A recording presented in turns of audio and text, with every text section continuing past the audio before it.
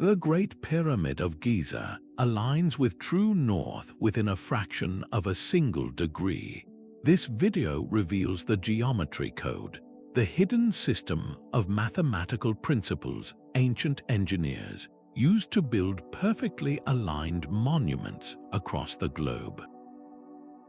You will discover how civilizations separated by oceans and centuries all spoke the same silent language of sacred geometry.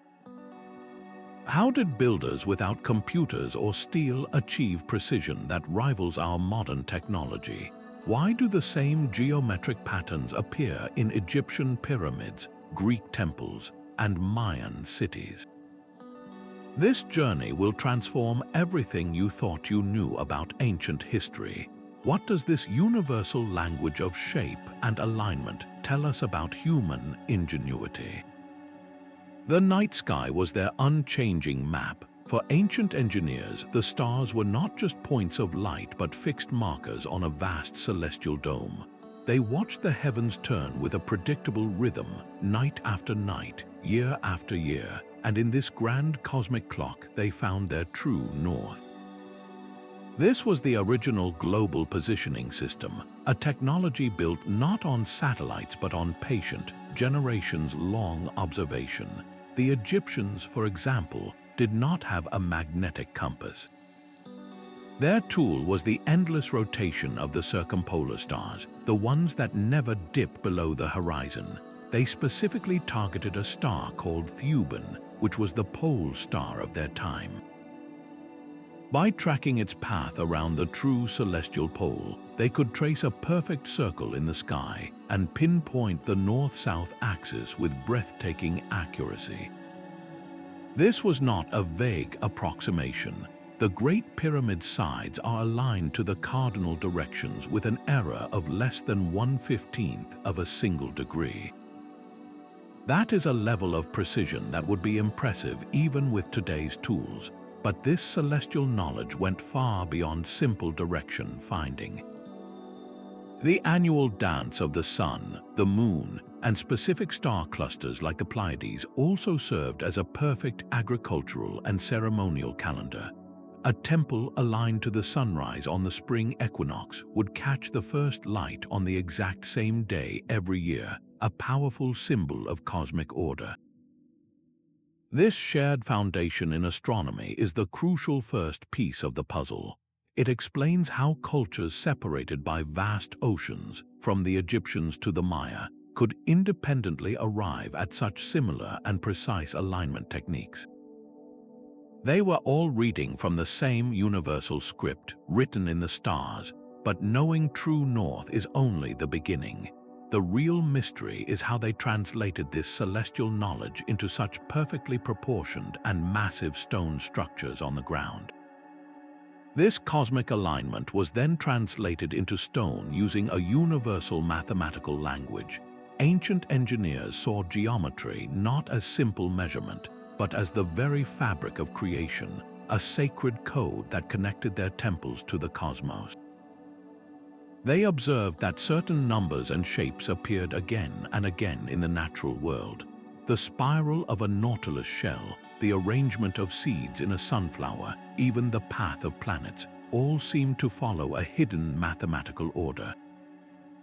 They believed that by using these same divine proportions in their architecture, they could build structures that resonated with the universe itself. One of the most powerful concepts they used was the golden ratio. This is a specific relationship between two numbers, roughly 1.618 to 1, that appears to be inherently pleasing to the human eye. You can see its influence in the design of the Parthenon in Greece. The width and height of its facade, the spacing of its columns, all were carefully calculated to embody this golden ratio. This was not a random aesthetic choice. It was a deliberate effort to build perfect beauty, to make a stone building feel as harmonious as a living organism. But the language of sacred geometry had more than one letter. the builders of Stonehenge thousands of years earlier used another powerful mathematical tool, the Pythagorean triangle. This is a right-angled triangle whose sides are in the ratio of 3, 4, and 5. By laying out ropes knotted in these exact proportions, they could create perfect right angles on the ground. This simple yet profound technique allowed them to plot the massive stone circle with incredible accuracy, aligning its axis with the solstice sunrises and sunsets. The same mathematical principle appears in Egyptian pyramids, ensuring their corners are perfectly square. So from the rolling plains of England to the Egyptian desert, we find the same silent vocabulary of shape and number. This shared mathematical framework was the essential blueprint, the second piece of the puzzle that allowed cultures across the globe to build with such impossible precision. Yet a blueprint is useless without the tools to execute it. How did they physically translate these perfect geometric designs into mountains of stone? The blueprint of sacred geometry required a universal tape measure, and ancient builders seem to possess exactly that. Across Europe, a mysterious unit of length now called the megalithic yard appears again and again. It measures approximately 2.72 of our modern feet. This was not a vague or approximate measurement. Researchers found it meticulously laid out in the stone circles of Stonehenge, in the vast alignments of the Karnak stones in France, and even echoed in structures thousands of miles away in the Americas. A master surveyor and engineer named Alexander Thom spent decades carefully mapping hundreds of these ancient sites. He concluded that the builders were using this megalithic yard as a standard unit, and they were doing so with a precision that rivals modern engineering tolerances. This standardized unit was the practical key that unlocked their celestial designs. Think of it like a universal language of length. Because every builder was using the same exact measurement, they could scale their monuments up or down while perfectly preserving the sacred proportions. A circle with a diameter of 10 megalithic yards would have the same perfect geometric relationships as a circle 100 megalithic yards across. This consistency allowed them to encode complex astronomical alignments using nothing more than simple multiplication and division. The length of a solstice alignment or the diameter of a lunar observation circle could be calculated as a multiple of this fundamental unit. The stone tape measure itself may have been a simple cord knotted at precise intervals, but the knowledge behind it was profound. How could this same unit appear in Britain, France, and potentially the Americas, among cultures separated by oceans and centuries? Two compelling possibilities emerge. The first suggests a lost thread of shared knowledge, a common teaching that spread with early human migrations, carried by master masons across the ancient world. The second possibility is perhaps even more astonishing. It suggests that different cultures, by independently studying the same principles of geometry and astronomy, independently arrived at the same optimal measurement. They were all tapping into the same fundamental truths of mathematics and the cosmos, and this universal unit was the natural, almost inevitable result. This discovery of a potential worldwide measurement system completely reshapes our understanding of ancient technological capability. It reveals a level of planning and international cooperation, or at the very least a shared intellectual foundation that we never knew existed. It moves us beyond isolated marvels and points toward a coordinated, global civilization of the mind. But with this universal geometry and a standard measurement system in place, one final, monumental question remains. How did they physically move and place these colossal stones with such hair-thin accuracy? The sun's daily arc and shifting path across the seasons became the most reliable clock and calendar for the ancient world. This predictable solar journey was harnessed with astonishing precision. transforming stone into a kind of astronomical instrument. In Ireland, the massive mound of Newgrange, built over 5,000 years ago, contains a long, narrow passage leading to a central chamber. Above the entrance, a small opening known as a roof box was engineered with perfect care. For just a few days around the winter solstice, as the sun reaches its lowest point in the sky, a single beam of sunlight pierces through this roof box. It travels down the dark passageway to flood the inner chamber with light for exactly 17 minutes before fading away. This was not a happy accident. It represents a deep, generational understanding of the solar cycle, an ability to predict the sun's position not just for a single year, but for millennia. Far across the Atlantic, the Maya achieved a similar fusion of art, astronomy, and architecture at Chichen Itza. Their pyramid, known as El Castillo, is a masterpiece of solar alignment. During the spring and autumn equinoxes, the setting sun casts a shadow along the stepped northwestern corner. The play of light and shadow creates a series of triangular shapes that connect to stone serpent heads at the base. To any observer, it looks like a massive feathered serpent slithering down the side of the temple. This dramatic effect required an architect who was also a master astronomer, one who could calculate the exact angle of the sun on 2 specific days of the year, and then design a building to capture that light perfectly. The same principle was at work in ancient Egypt. The sprawling temple complex at Karnak was not arranged randomly.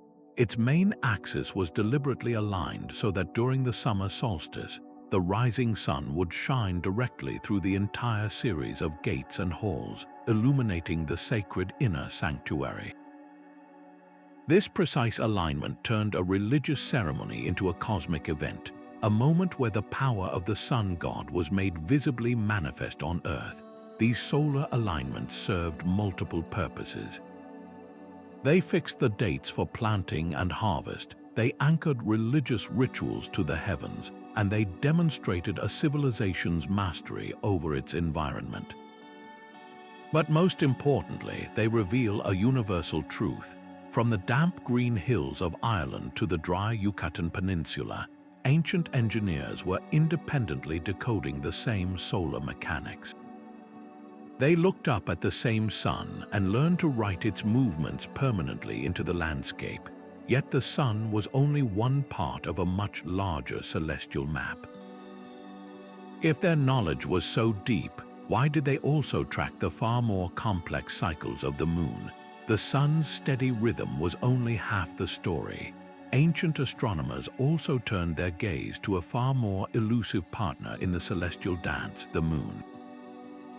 While the sun follows a predictable annual path, the moon's cycle is a complex spiral of shifting extremes that unfolds over nearly 2 decades.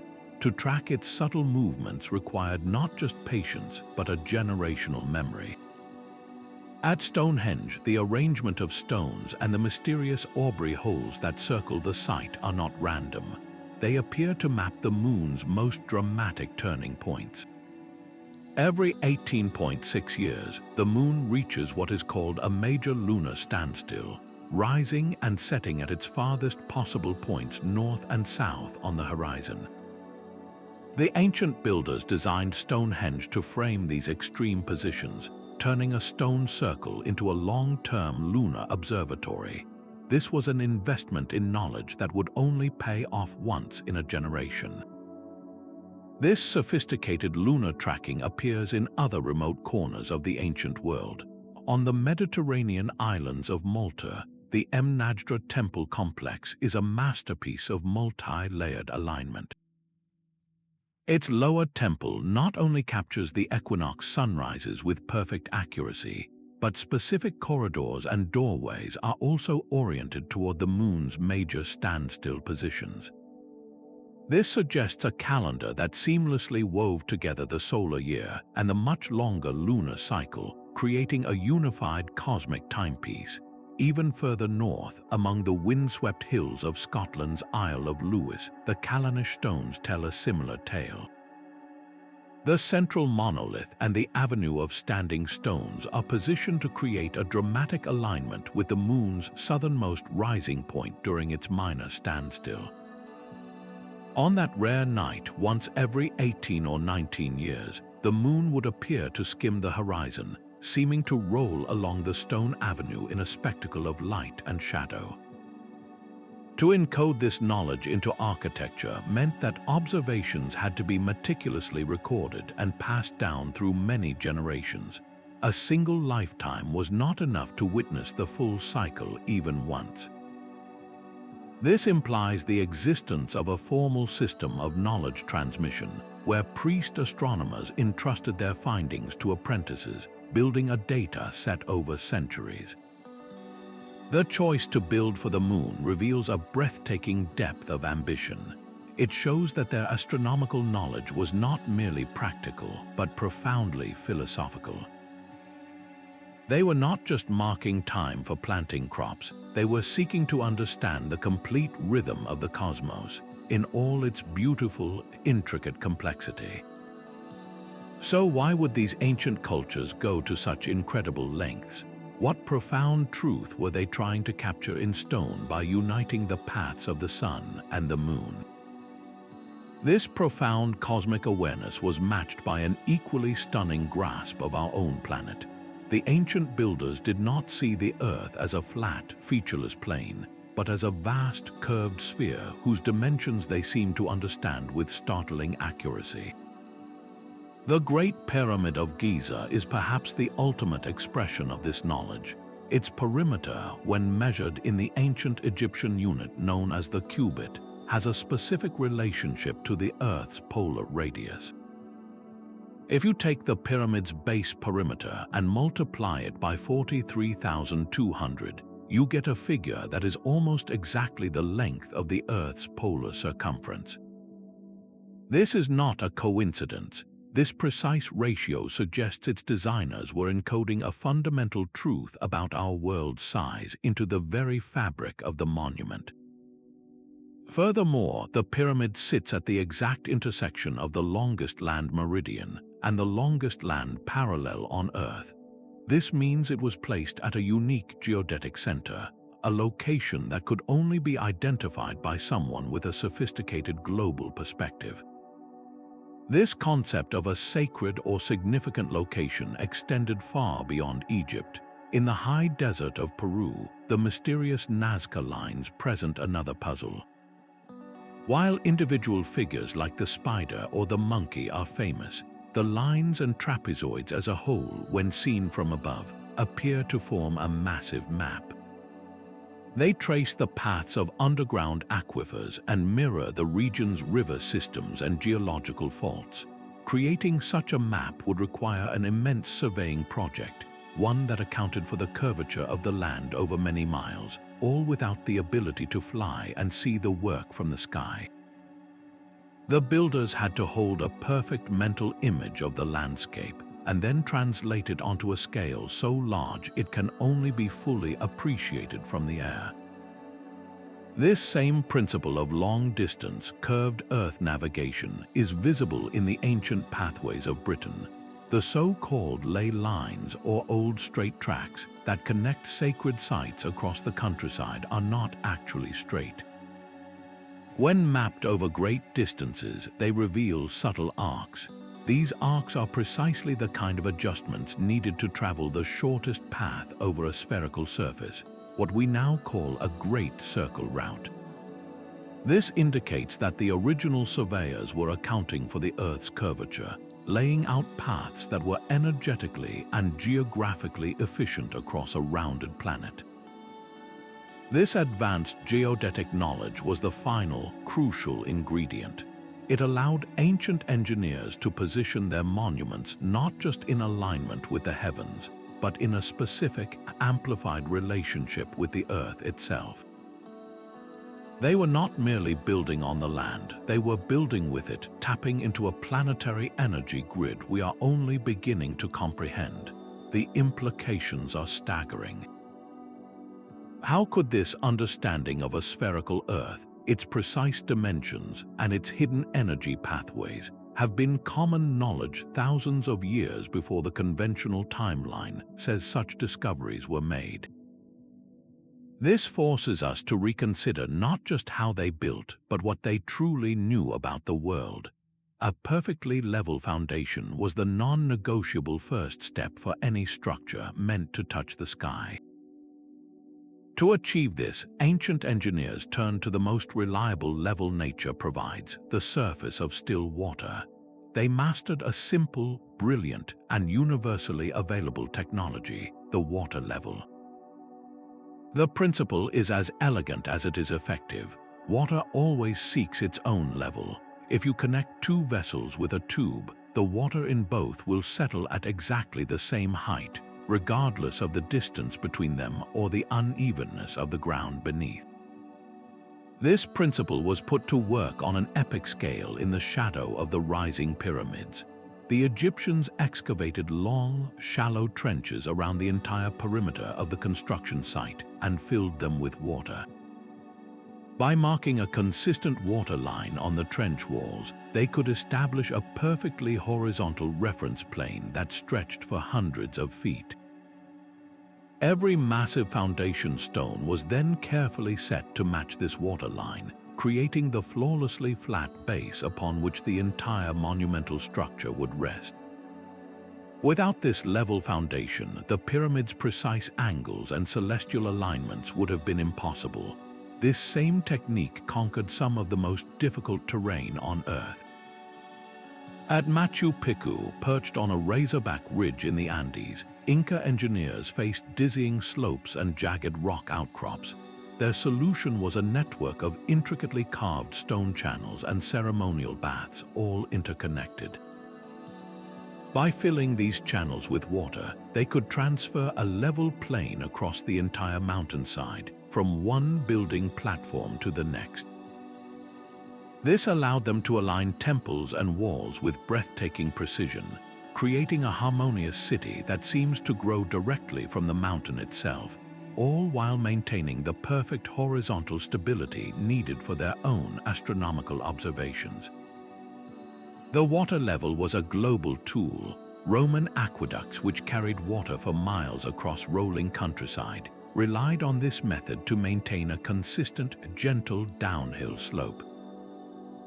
The builders of Mesopotamian ziggurats used water-filled troughs to level their vast mud brick platforms, creating a stable base for their stairways to the gods. This was not advanced magic, it was applied genius. It demonstrates a profound understanding of physics and a practical approach to problem-solving that transcended individual cultures. The water level provided the stable, flat canvas upon which the intricate artwork of celestial alignment could be painted. With their foundations perfectly level and their alignments set, the final, most physically daunting challenge remained, moving the mountains of stone itself. The final challenge was one of pure physical scale, moving and placing colossal stones with hair-thin accuracy. To achieve this, ancient engineers developed a suite of simple, brilliant tools that turned abstract geometry into physical reality. Among the most influential was the Roman groma, a masterwork of practical design. This instrument was essentially a cross-shaped frame mounted on a pole with a plumb bob, a weighted string, hanging from the end of each arm. By sighting across the opposing pairs of strings, a surveyor could establish a perfect right angle or a perfectly straight line over incredible distances. This simple device, guided by the unchanging force of gravity, was the key to the Roman Empire's iconic infrastructure. It allowed engineers to lay out their arrow-straight roads that stretched for hundreds of miles and to plan their military forts and new cities with rigid, rectangular precision. The accuracy they achieved was breathtaking. Consider the Roman aqueducts, which carried water from mountain springs to thirsty cities. To function, these stone channels had to maintain a consistent, gentle downhill slope. Using tools like the groma for alignment and water levels for elevation, Roman engineers built aqueducts that sometimes descended only a few centimeters over an entire kilometer. That is a gradient of less than 1 part in 1,000, a level of precision that would be a credit to any modern public works project.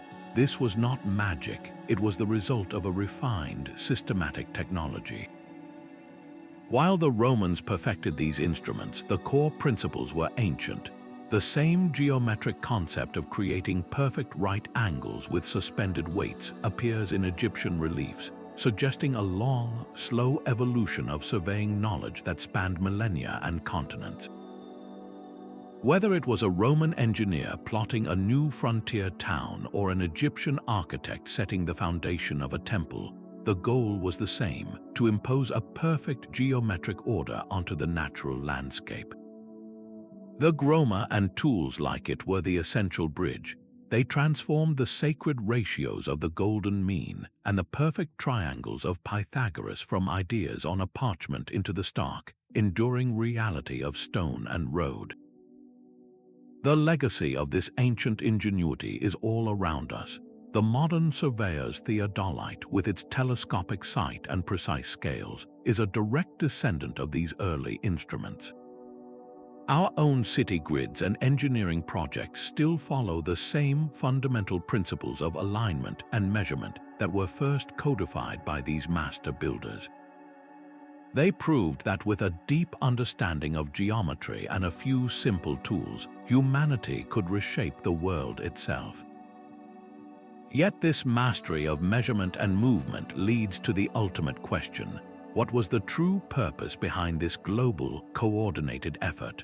Why did cultures across the world pour such immense resources into aligning their greatest monuments with the cosmos? The answer may lie not in the stones themselves, but in the energy they were designed to harness. The stones themselves hold a secret language of sound. Recent discoveries reveal that the ancient engineers designed their monuments not just for the eye, but for the ear, weaving acoustic principles directly into their sacred geometry. At Chichen Itza, if you stand at the base of the Great Pyramid of Kukulkan and clap your hands, the echo that returns is not a simple repetition. It is the distinctive chirping cry of the sacred Quetzal bird. This is no accident of construction. The precise angle and spacing of the steps were calculated to break up the sound wave and reflect it back at this specific frequency, transforming a human-made structure into a conduit for a spiritual symbol. This was architecture as an instrument. Across the ocean, within the 5,000-year-old mound of Newgrange, the long, stone-lined passageway and central chamber do more than just channel sunlight. They are shaped to amplify certain low frequencies, creating a resonant space where chanting or ritual music would have been profoundly amplified, vibrating through the very bones of the participants. This merging of sound and space reaches its most advanced form in the Hypogeum of Malta, an underground labyrinth carved from solid rock. One chamber, known as the Oracle Room, is engineered to resonate at a specific frequency of 110 Hz. Modern studies show that this precise frequency can directly impact human brain activity. It can quiet the language centers of the brain and promote states of heightened awareness and meditation. In this space, a single voice could generate vibrations felt throughout the body, potentially guiding entire groups into altered states of consciousness during ceremonies. The key to this sonic magic lies in the geometry. The dimensions of these chambers, their ratios of length to width to height, are not random. They are the same harmonic ratios found in music, the same proportions that define the sacred geometry of their facades. A room built to the golden ratio will naturally amplify certain notes in a musical scale. The ancient builders were effectively tuning their structures like giant violins, creating resonant cavities that interacted with the human voice and the human mind. This intentional design demonstrates a holistic understanding of reality that we are only now rediscovering. They were not merely aligning stones with stars, they were harmonizing the entire sensory experience. A ceremony at one of these sites would have been a multi-sensory event. the visual spectacle of celestial light converging with the physical vibration of resonant sound, all within a space built to divine proportions. This sonic dimension forces us to listen to the past in a new way. It suggests their knowledge extended into the physics of vibration, and that the true purpose of these places was to facilitate a direct, experiential connection to forces beyond the everyday. If they could engineer stone to sing, what other energies were they attempting to harness? Beneath the visible geometry of stone and sky lies a hidden layer of energy. A growing body of research suggests that ancient engineers were not only master astronomers and surveyors, but also skilled geologists who could detect the Earth's own subtle power. They may have intentionally placed their most sacred monuments at specific points where this terrestrial energy was most potent.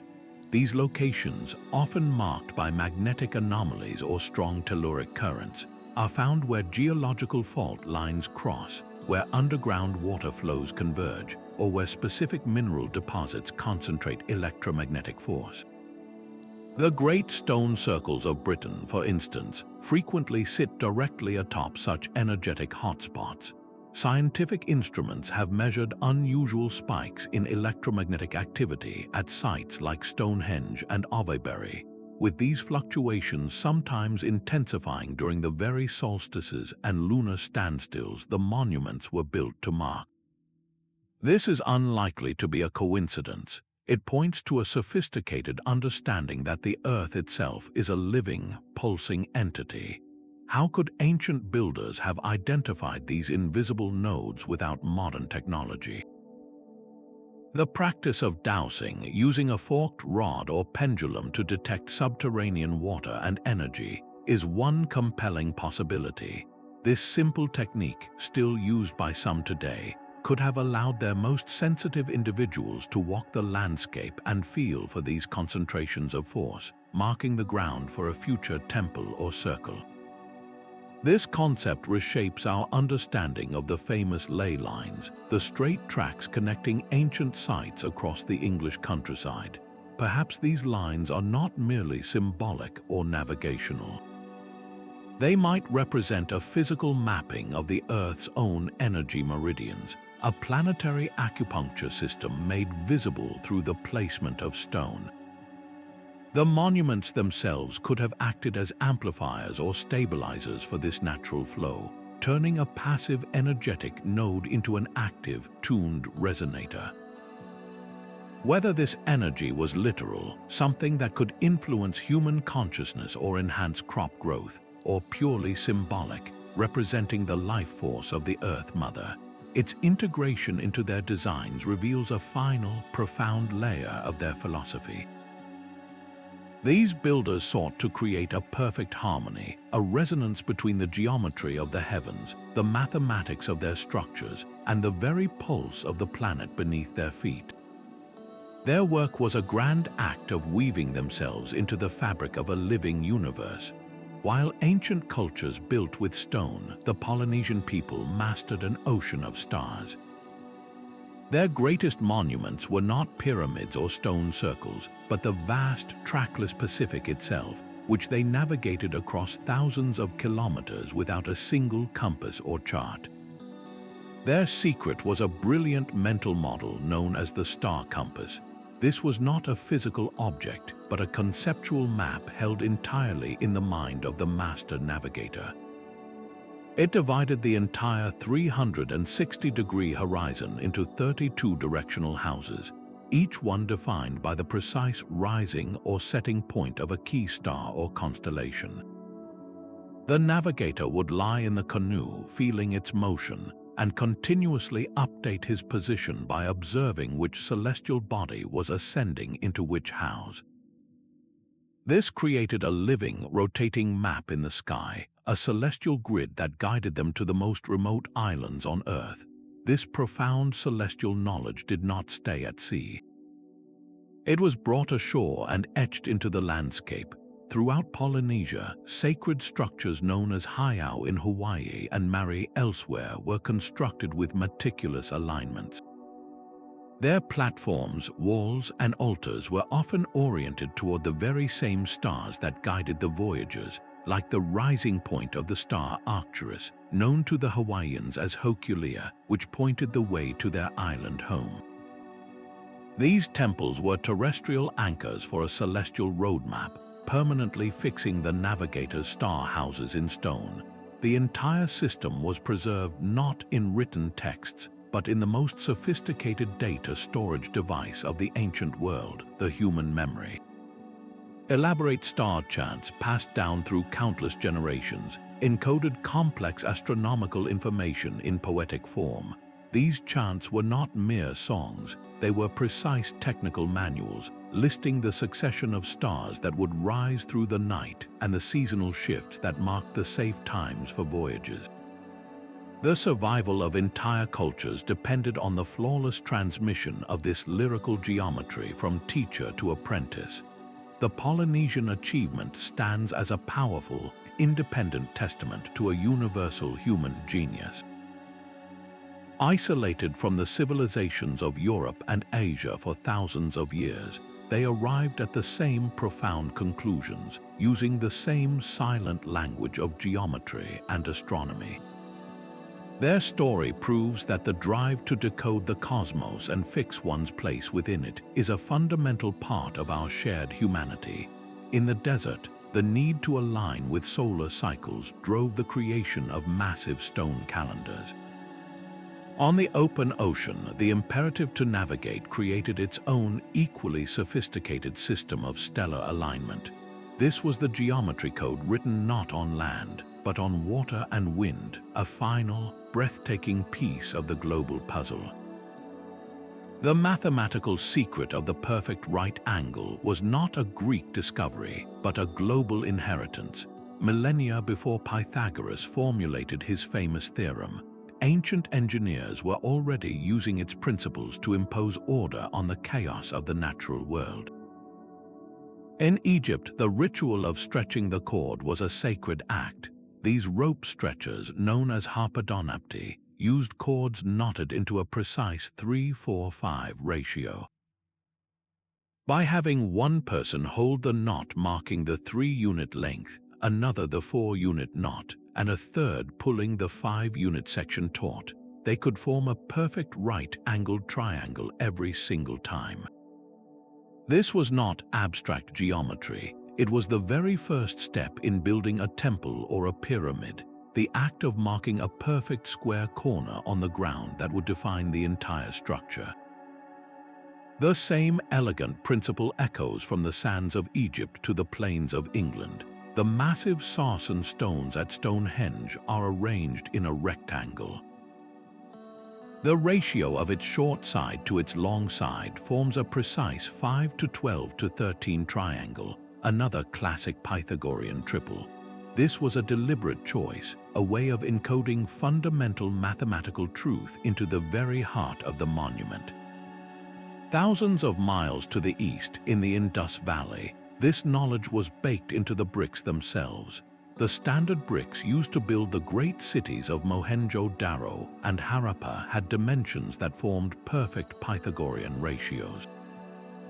When laid by the thousands, these proportioned bricks naturally created walls that met at flawless right angles and buildings that were perfectly square, all without the need for complex surveying tools at every stage. This independent discovery of the same geometric rules reveals something profound about our universe. Different cultures, staring at the same problems of space and structure, all arrived at the same solution. The 3-4-5 triangle was not invented, it was uncovered, a fundamental property of the space we inhabit. It is a universal key that unlocks the door to stable, symmetrical, and sacred architecture. This shared geometric foundation is what allowed ancient city planners from Mesopotamia to Mesoamerica to lay out their urban grids with such rigid, orthogonal precision. Long before the first stone was set, the invisible lines of right-angled geometry had already mapped the future. Our planet holds a secret wobble, a slow, majestic knot that unfolds over 26,000 years. This is the precession of the equinoxes, a cycle so vast it was thought invisible to the ancient world. Earth's axis, like a spinning top beginning to slow, traces a slow circle in the heavens. Over this immense timescale, the position of the Sun on the equinoxes appears to drift backward through the 12 constellations of the Zodiac. One complete cycle takes about 25,920 years. To perceive this motion, an astronomer would need to compare star charts over many human lifetimes, building a dataset that spanned centuries. Yet, staggering evidence suggests this grand cosmic clock was known, and its time was deliberately set in stone. The Great Sphinx of Giza, a lion's body with a human face, gazes precisely toward the eastern horizon. Around 10,500 years before the Common Era, on the summer solstice, the constellation Leo would have risen directly behind the Sun, perfectly aligned with the Sphinx's gaze. This was the age of Leo, an epoch defined by this precessional shift. The Sphinx was not just a statue, but a monumental marker for a specific moment in a 26,000-year cycle.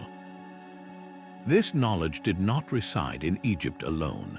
On the other side of the world, the sprawling temple complex of Angkor Wat in Cambodia presents another celestial map. Its intricate layout of towers and causeways does not mirror the modern sky. Instead, researchers found it precisely matches the stars of the constellation Draco, as they would have appeared in that very same era, 10,500 BCE. Two different cultures, two different continents, both seemingly pointing to the same remote date in precessional time. The mathematics are even more compelling. The Great Pyramid's base perimeter, measured in pyramid inches, is a figure that relates directly to the length of the precessional cycle. The number 25,800 appears encoded in its dimensions again and again, a numerical signature of the cosmic wobble. How could this be? This was not knowledge that could be gathered in a single generation, or even 10. It implies a sustained, organized effort of astronomical observation that spanned thousands of years, a chain of knowledge passed unbroken from priest to scribe, from master to apprentice, for longer than all of recorded history. If true, this changes everything. It means that ancient civilization was not a beginning, but a legacy. They were the inheritors of a wisdom so profound it could measure the slow heartbeat of the earth itself, and they built that heartbeat into their greatest monuments as a message across time. While the pyramids rose in Egypt, a parallel tradition of celestial observation was unfolding in ancient China. There, court astronomers etched their findings onto turtle shells and ox bones, creating the world's oldest continuous archive of the heavens. These oracle bones record everything from lunar eclipses to the precise movements of Jupiter, a meticulous log of the sky's behavior that spans generations. This was not just stargazing, it was statecraft, with the emperor's mandate to rule believed to be tied directly to his ability to maintain harmony with the cosmic order. That profound need to align human affairs with the universe found its ultimate expression in Feng Shui, the art of placement. This was the eastern branch of the geometry code, a system for arranging cities, temples, and homes in perfect resonance with the invisible energies of the earth and sky. The principle was simple yet profound: to position structures so that they channeled beneficial energy, or Chi, and stood in harmonious relationship with the surrounding landscape and the stars above. The grandest example of this philosophy made manifest is Beijing. When the Ming dynasty designed their capital, they did not simply lay out streets for convenience. They built a terrestrial mirror of the cosmos. The entire city was arranged as a perfect square, oriented to the cardinal directions, with the Forbidden City at its sacred heart.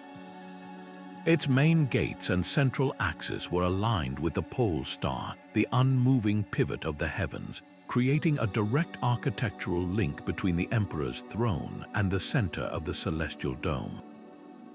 This was alignment as a spiritual and political technology designed to stabilize an empire.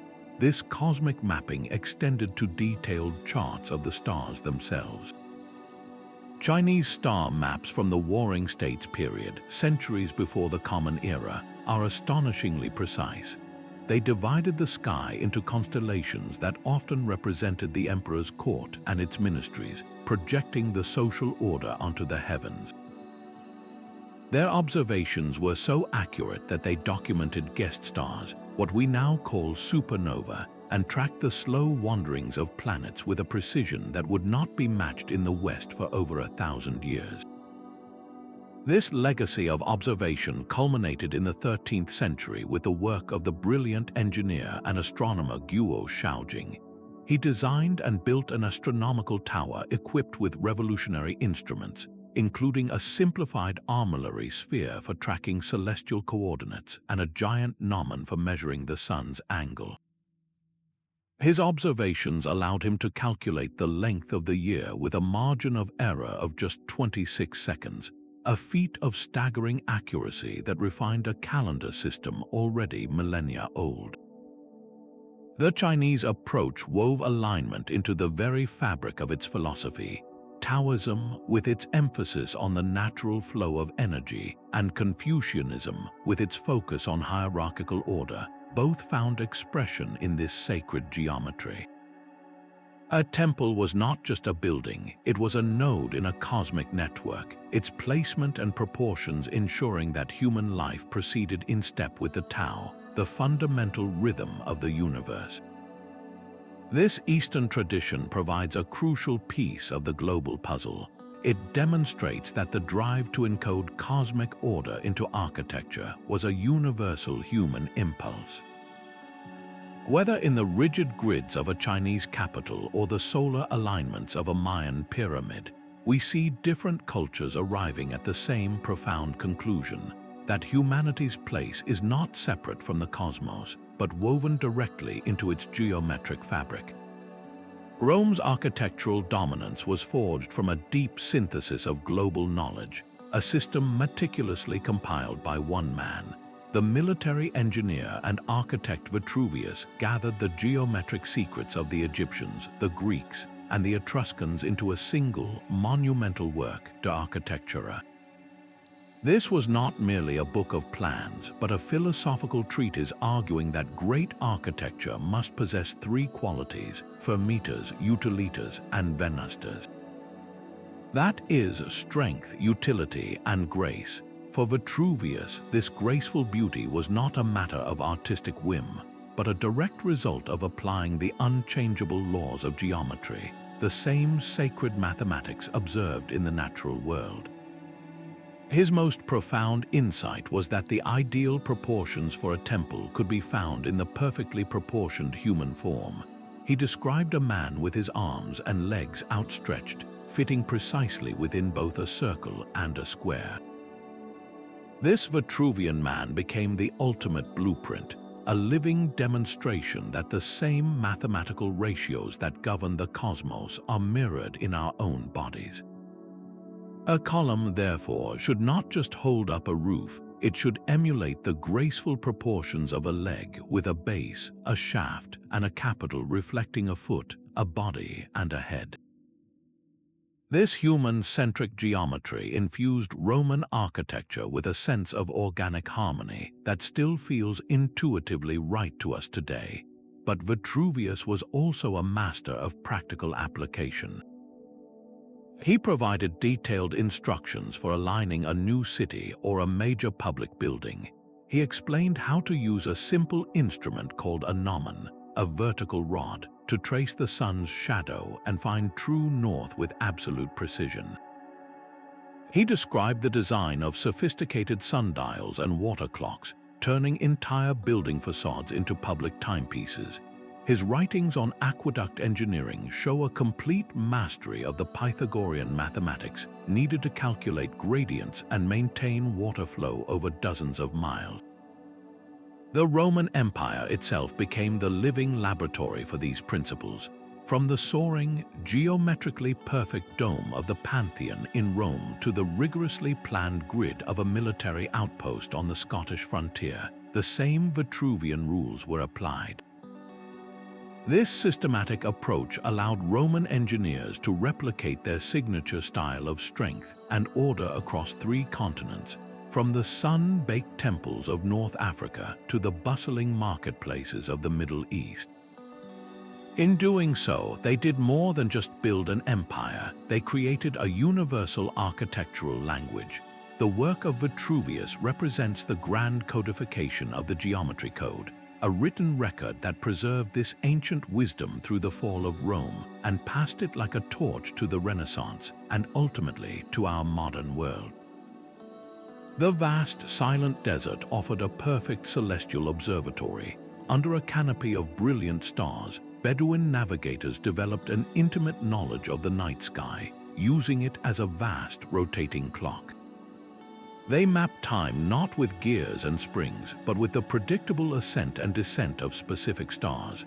As one star would set below the unobstructed horizon, another would rise to take its place, each marking a precise interval of the night.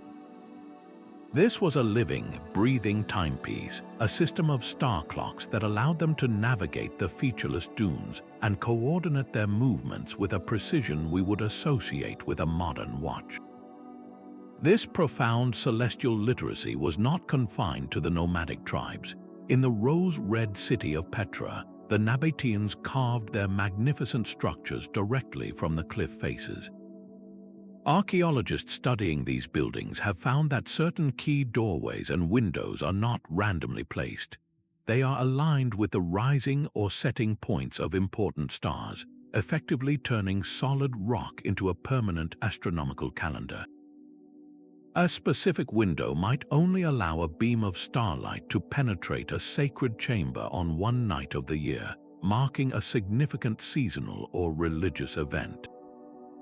This knowledge was later refined and formalized by Islamic scholars who faced their own unique alignment challenge, the Qibla.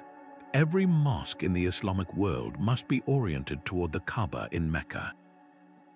Calculating this direction from thousands of kilometers away required a sophisticated grasp of spherical geometry, treating the Earth as a globe to determine the correct bearing.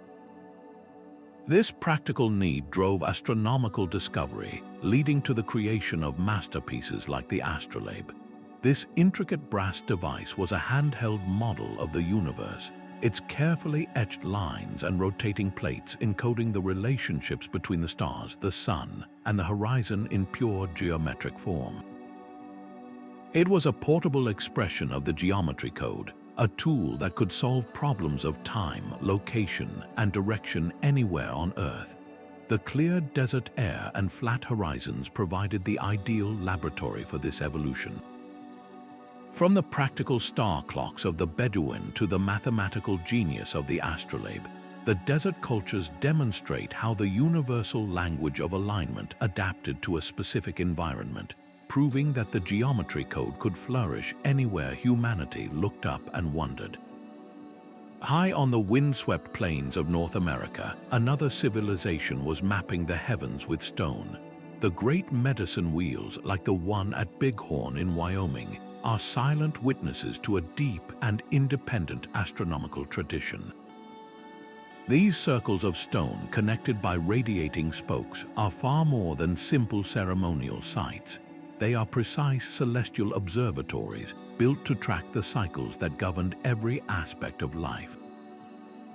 The alignments are stunningly accurate. At Bighorn, a key spoke points directly to the horizon where the sun rises on the summer solstice. Another marks the solstice sunset. But their vision extended beyond the sun. Other carefully placed cairns frame the rising points of brilliant stars Aldebaran, Rigel, and Sirius. Each of these stellar events would have acted as a precise calendar marker, signaling the time to begin a buffalo hunt, to gather medicinal plants, or to commence a vital ceremony.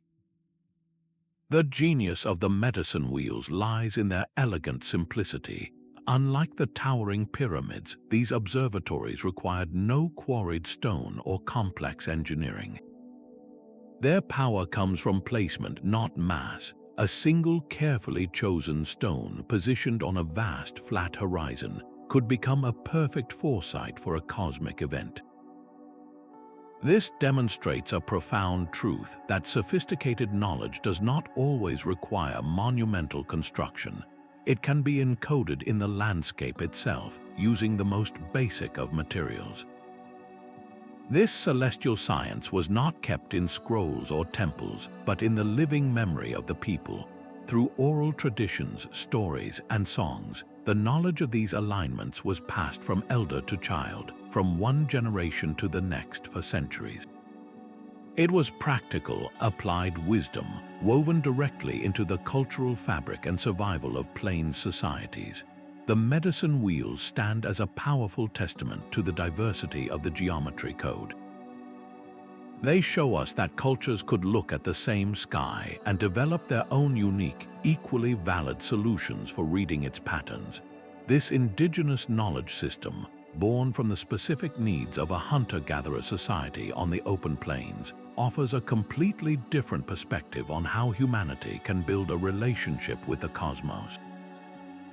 It proves that the drive to align with the heavens is a universal human impulse, but the methods are as varied and unique as the cultures themselves.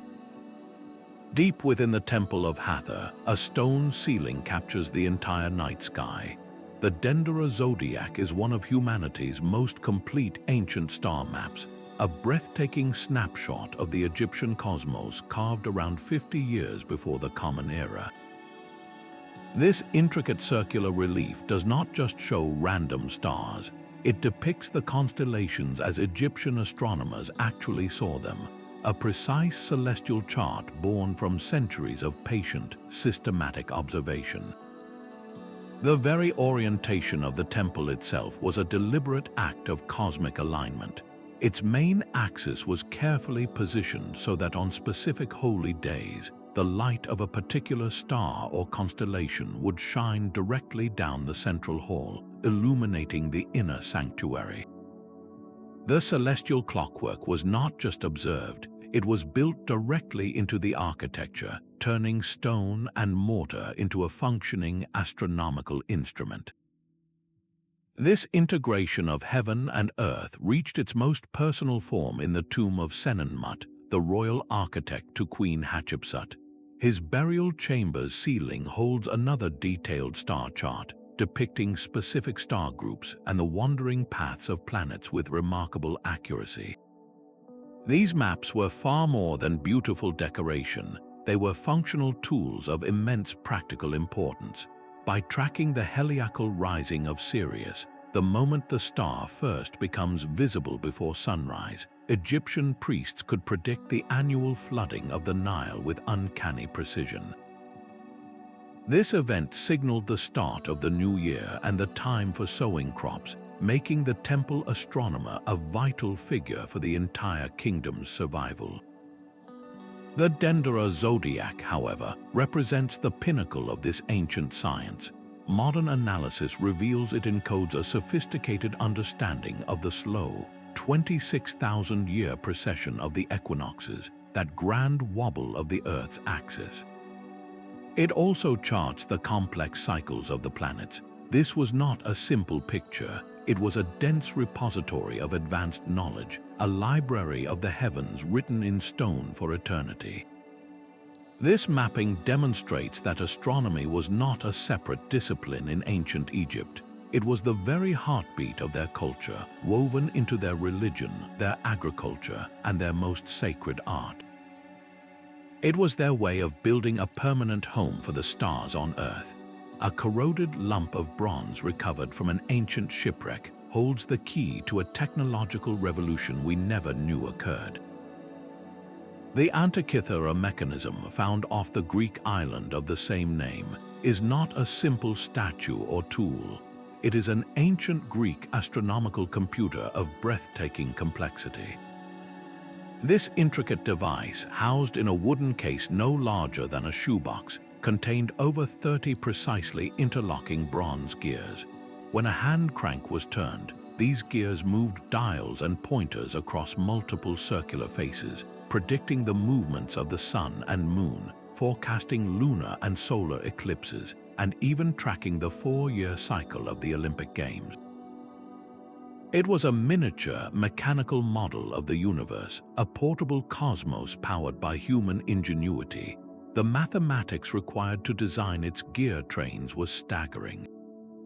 Its creators had to condense vast astronomical cycles into precise, interlocking ratios. One gear, for instance, modeled the moon's complex, elliptical orbit by using a clever pin and slot mechanism that made the moon's pointer speed up and slow down at the correct points in its cycle. This was an application of sacred geometry in motion, a physical manifestation of the cosmic relationships other cultures built into stationary stone. The existence of such a device shatters our conventional timeline of technological progress. Its level of mechanical sophistication would not be seen again until the astronomical clocks of 14th century Europe. This single artifact forces us to reconsider the entire intellectual landscape of the ancient world. It suggests a hidden school of engineering and astronomy, a tradition of genius that was likely recorded in scrolls now lost to history, whose knowledge informed everything from navigation to architecture. The mechanism was, in essence, a data engine. It could generate the precise astronomical information needed to align a temple or plan a city. By turning the crank, a priest or architect could determine the exact day of a solstice or the rising of a specific star years in advance. This provided the raw, calculated data that would then be translated into the permanent alignments of stone. The Antikythera mechanism is the ultimate bridge. It connects the abstract stargazing of the astronomer with the practical, ground-level work of the engineer. It proves that ancient thinkers did not just observe the cosmos, they sought to replicate its very mechanics, building a working universe you could hold in your hands. If such a device was possible, what other technological wonders from the ancient world still lie hidden, waiting to be discovered? The Maya saw time itself as a sacred geometry, a vast celestial machine whose gears were the planets and stars. Their obsession with tracking these cycles produced one of the most accurate calendar systems ever created, a complex interlocking of multiple counts of days that could harmonize the human and cosmic realms. This profound knowledge was meticulously recorded in bark paper books called codices. The most famous of these, the Dresden Codex, is not a mythological text but a sophisticated astronomical almanac. It contains detailed Venus tables that track the planet's 584-day cycle with breathtaking accuracy, allowing priests to predict its appearances as the morning and evening star for centuries into the future. Such long-term forecasting required generations of unbroken observation, a living database of the heavens passed down through scribes and astronomers. This was not abstract science, it was a vital technology for a civilization that believed the gods spoke through the motions of the sky. They encoded this celestial knowledge directly into their architecture, turning stone into a functional observatory. At Chichen Itza, the Pyramid of El Castillo is famous for its equinox serpent, but its design holds deeper secrets. The pyramid's 4 stairways each have 91 steps, which, combined with the shared platform at the top, total 365, one for each day of the solar year.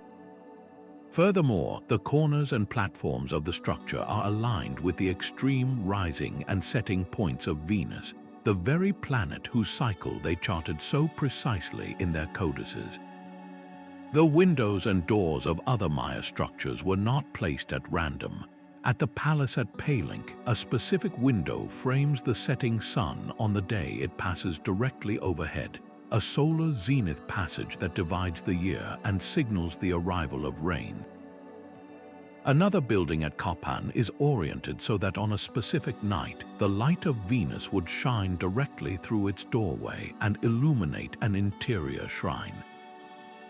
This fusion of architecture and astronomy meant the entire city was a calibrated instrument, its stones whispering the scheduled movements of the gods.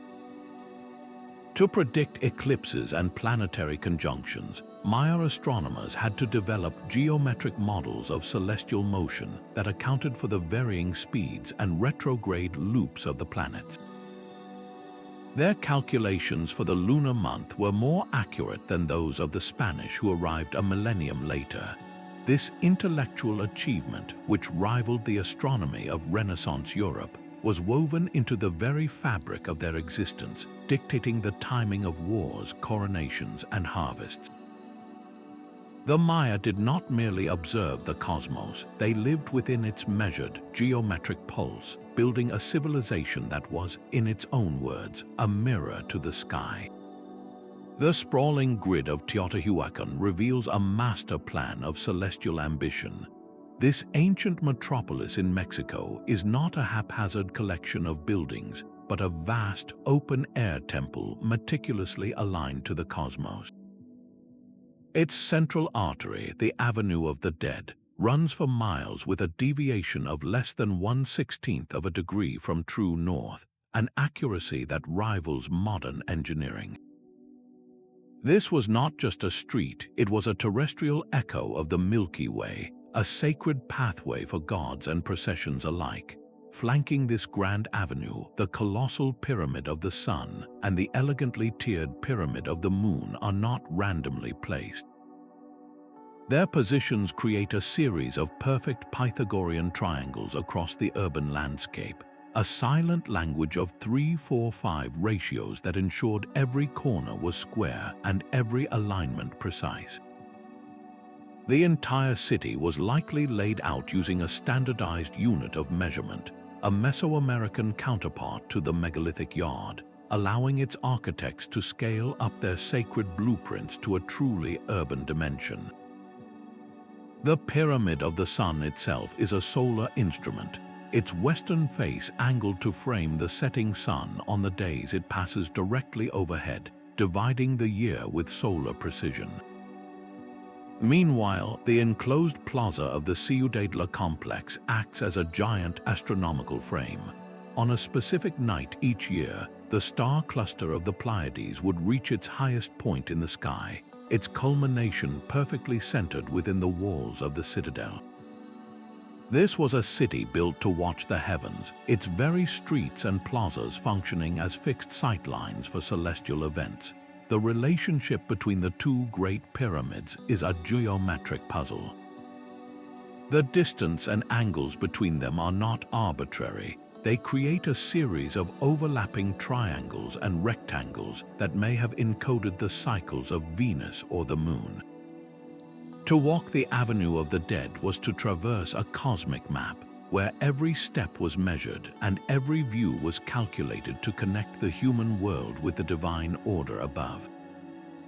Teotihuacan stands as perhaps the ultimate expression of the geometry code, a testament to how ancient visionaries could weave mathematics, astronomy, and urban design into a single, harmonious masterpiece. High on a sun-baked cliff in Choco Canyon, a stone spiral holds a secret that only the sun can tell. This is the Sun Dagger, a petroglyph carved by the Anasazi people nearly 1,000 years ago. It appears to be a simple rock carving, but it functions as one of the world's most elegant astronomical instruments. The genius of its design lies in two carefully positioned rock slabs that hang directly above the spiral. These are not random boulders, they were selected and placed with incredible foresight. On the summer solstice, a single, sharp dagger of sunlight pierces the gap between the rocks, striking the center of the spiral. As the sun moves, the light beam transforms, splitting into two perfect daggers that bracket the carved shape. On the equinox, another dagger of light bisects the spiral precisely down its middle. This is not a vague alignment. It is a calendar of light, marking the most important solar turning points of the year with hair-thin accuracy. The knowledge required to engineer this effect is profound. The builders needed an intimate understanding of how the sun's path across the sky would change with the seasons, and they had to position the rock slabs so they would act as a natural aperture, a camera obscura made of stone, filtering the light into these perfect, predictable shapes. But the sun dagger's intelligence runs even deeper. A smaller, inner spiral is touched by a sliver of light during the lunar standstill, that complex 18.6-year cycle of the moon. This single rock art panel, therefore, tracks both the steady rhythm of the sun and the slow, majestic dance of the moon. The Anasazi encoded a dual calendar system into the living rock using nothing but shadow and light. This same celestial wisdom is written into the architecture of the canyon itself. The massive great houses, multi-story structures built with thousands of tons of sandstone, are not randomly oriented. Specific walls and windows are aligned to capture the rising sun on the solstices or to frame certain stars.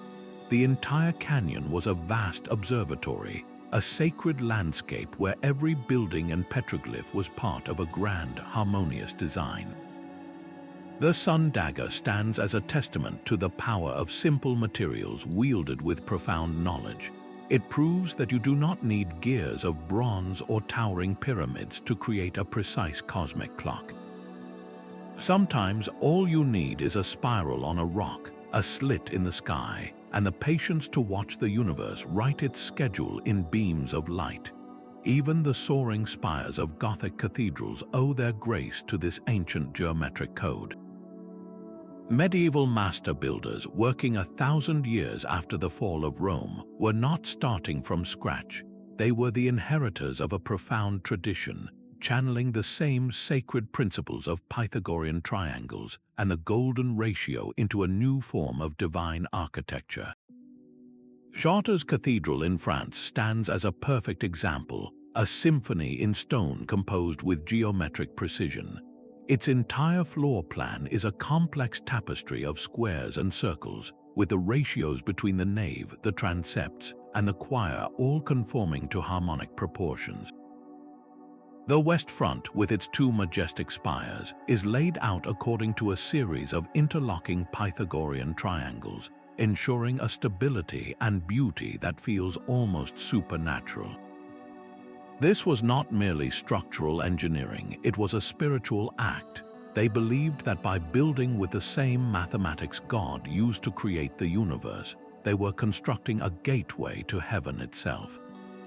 The cathedral's famous labyrinth, set into the floor of the nave, is a geometric meditation tool. Walking its 11 concentric circuits was a symbolic pilgrimage, a physical journey mirroring a spiritual one, all guided by the unerring logic of sacred shape. Even the breathtaking rose windows are more than stained glass masterpieces. Their intricate tracery is a frozen representation of cosmic order, with their petal-like patterns and radiating spokes often encoding astronomical information, such as the number of days in a lunar cycle or the position of significant feast days within the solar year. The alignment of these cathedrals was a matter of perfect timing. Each was carefully oriented so that on the feast day of its patron saint, the rising sun would flood through the main eastern window, illuminating the high altar in a blaze of celestial fire.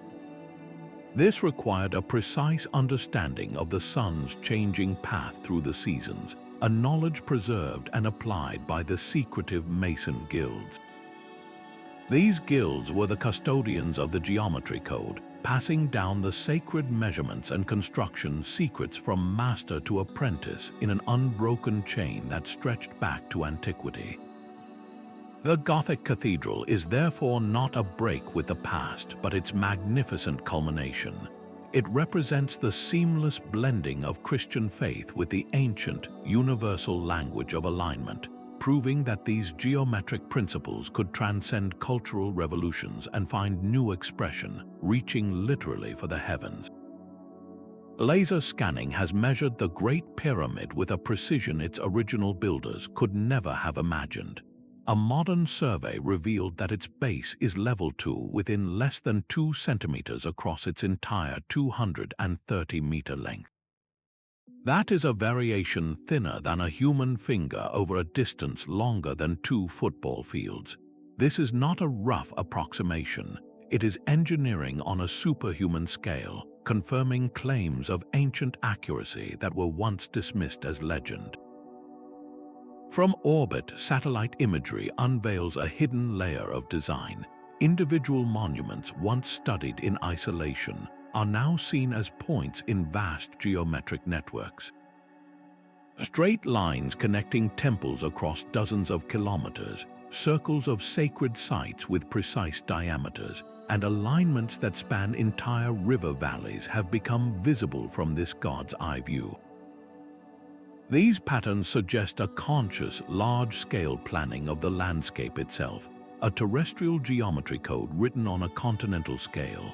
Beneath the surface, ground-penetrating radar acts like an X-ray for history. It has peered into the earth beneath stone circles and pyramids, revealing meticulously layered foundations and hidden chambers that were never meant to be seen. These subterranean blueprints show that the precision we admire above ground was mirrored below, with foundations engineered for millennia of stability. This technology proves their work was as sophisticated underground as it was in the soaring structures above. Perhaps the most powerful tool is the digital planetarium. Astronomers can now wind back the cosmic clock with absolute accuracy, recreating the night sky as it appeared on any day in the last 10,000 years. Proposals that a temple aligned with a certain star 5,000 years ago can now be tested and verified to the exact minute of its rising. These simulations have confirmed many alignments while revealing others to be even more complex, tracking not just single stars but the relationships between entire constellations. This modern verification does not diminish the ancient achievement. Instead, it magnifies it. We now have the technological means to finally measure their work, and again their geometry holds true. The stones themselves are telling us, through laser light and satellite data, that their builders possessed a knowledge we are only just beginning to fully comprehend. What other secrets will we uncover as our tools for seeing the past become even more powerful? This global pattern reveals a stunning truth about human ingenuity. Across continents and centuries, from the Egyptian desert to the Maya rainforest, ancient engineers were speaking the same silent language. They discovered that the universe itself is built upon a framework of mathematical relationships, a geometry code written into the spirals of galaxies and the orbits of planets. By learning to read this code, they could build structures that resonated with the cosmos. Their pyramids and temples were not just tombs or places of worship, they were harmonic instruments tuned to the frequencies of the earth and sky. The practical benefits were immense. These alignments created perfect calendars for planting crops, celestial maps for navigating vast oceans, and communal clocks that synchronized entire societies with the rhythm of the seasons. Yet their purpose ran far deeper than mere utility. In a world without electric light, the heavens were a constant, overwhelming presence. To align a stone with a star was to build a permanent bridge between the human and the divine, to anchor their civilization within the grand, orderly machine of the cosmos. This was a worldview where every harvest, every ceremony, and every king's coronation was a reflection of a celestial event. The persistence of these geometric principles is the most compelling evidence of all. The golden ratio, the Pythagorean triangle, and standardized units of measurement emerged independently across the globe. This was not a technology that was invented and then spread. It was a fundamental truth about our reality that different cultures, staring at the same stars and grappling with the same structural problems, all independently uncovered. They found that certain shapes and numbers create stability, that specific proportions are inherently beautiful to the human eye, and that the sun and stars provide the only truly fixed reference points in a changing world. As we decode their work with lasers and satellites, we are not just uncovering lost engineering techniques. We are rediscovering a holistic way of seeing, one that wove together science, spirituality, and art into a single, unified practice.